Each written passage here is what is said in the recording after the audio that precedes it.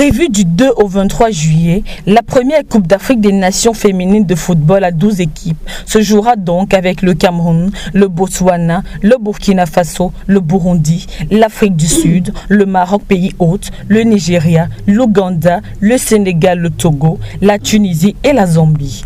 Les Burkinabés ont battu les Bissau-Guinéennes 1-0 et n'avaient pas grand-chose à craindre après leur victoire 6-0 au match aller. Les Tunisiennes ont cédé 3-2 en Guinée équatoriale, mais elles s'étaient imposées 5-0 à domicile. Elles seront donc de retour après 14 années d'absence. Les équipes du Cameroun et de la Tunisie étaient également quasiment assurées de la qualification après le match aller. Les Camerounaises, qui avaient écrasé les Gambiennes 8-0 la semaine passée, ont gagné 2-1 en Gambie, avec une ouverture du score d'Aboudi Onguéné, dont le dernier but en sélection remonte au 5 mars 2020. Elle met donc fin à presque 2 ans de disette avec les Lions. À propos de la rencontre, le sélectionneur Gabriel Zabo déplore les conditions du terrain. On est satisfait d'avoir, n'est-ce pas, obtenu le ticket pour aller à la CAN Maroc 2022. Mais il faut noter que le match en lui-même, je ne peux pas dire que c'était difficile.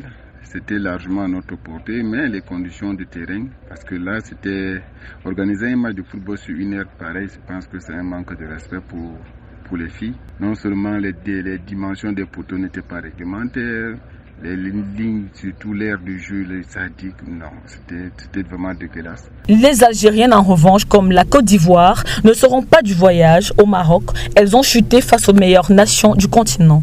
Rappelons que les demi-finalistes de ces Coupes d'Afrique des Nations auront en effet le billet en poche pour le Mondial 2023.